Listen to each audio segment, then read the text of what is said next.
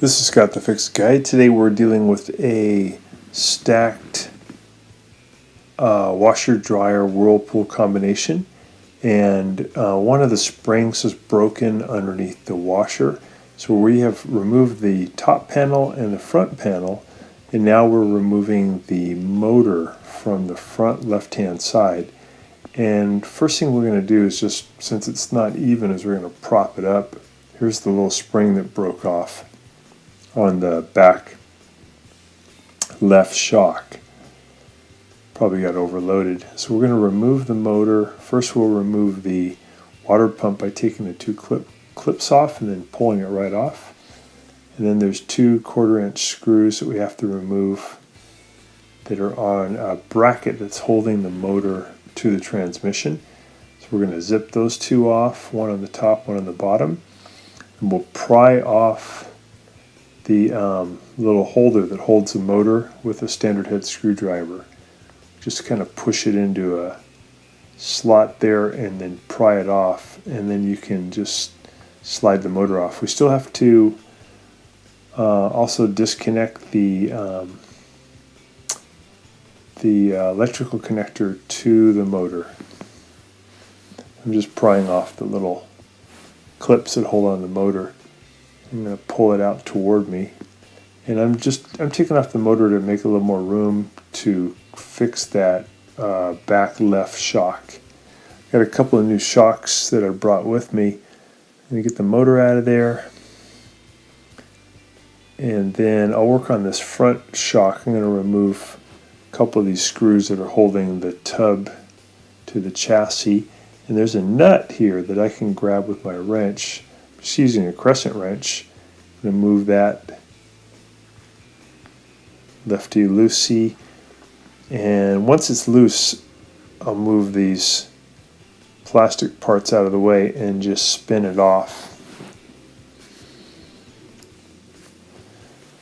So there's a strut at the top that has a nut connected to it, and we're just loosening that nut, and then we can take this strut out from underneath the tub, and then the bottom of it's connected to the chassis or the frame, and that one we can't get off unless we tilt the machine back. So even though this is a tall machine, if you pull it away from the wall after you unplug it, if you pull it away for about maybe 3 to 4 feet, you could then lean it back against the wall, and that'll give you access to the bottom of these shocks. I'm taking apart one of the brand new shocks so I can use just a part of it during the reassembly. So I took off the little screw that's holding it all together, and I'm spinning the strut away from the spring. I really just want the spring and the support underneath the spring, because that's the part that broke.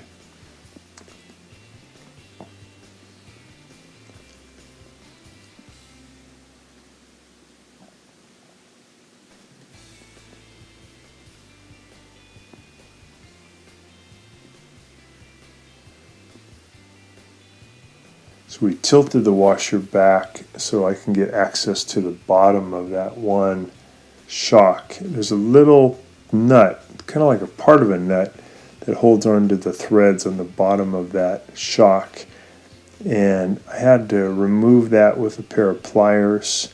Now I can spin it off. So this is a brand new one. We're going to put that into the frame, and then we'll take that same little goofy remnant of a nut and spin it back on the threads. We'll get that shock on there tight. And we're going to do the same thing to the one in the back left. That's the one that broke initially.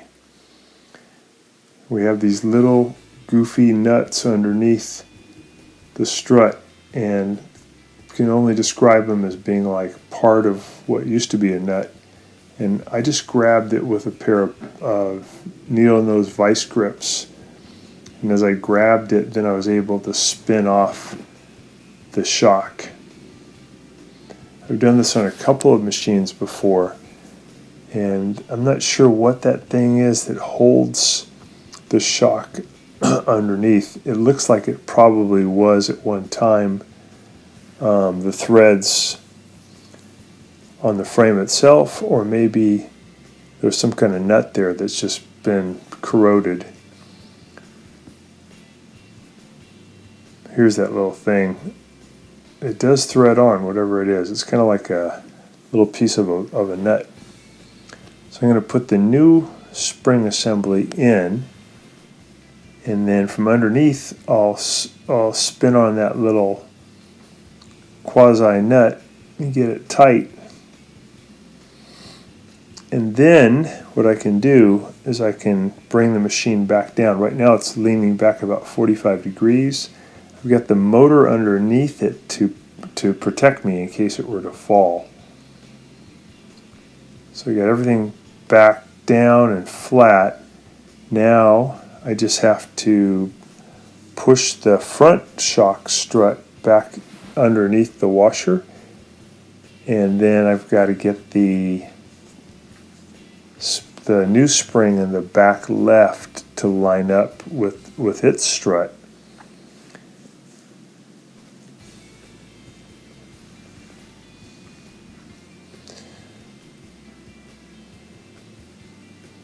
So I'm going to push this thing back and then put it back up into the hole in the chassis. Put that nut back on, and then the one in the back, I'll just reach in there and I'll turn the spring back onto the chassis. It kind of threads itself up onto the, I'm sorry, not the chassis, the strut. The spring will thread itself up onto the plastic part of the strut. So I'll thread that up, and that'll grab and connect the tub to the frame via that shock, via that new spring. And then I'm just going to turn these and get everything nice and level. I'll keep turning the front one and the back right, back left until it's nice and level. There we go, nice and straight. And then I'll just put all the panels back on and we're good to go. So thanks so much for watching, and please subscribe when you get a chance.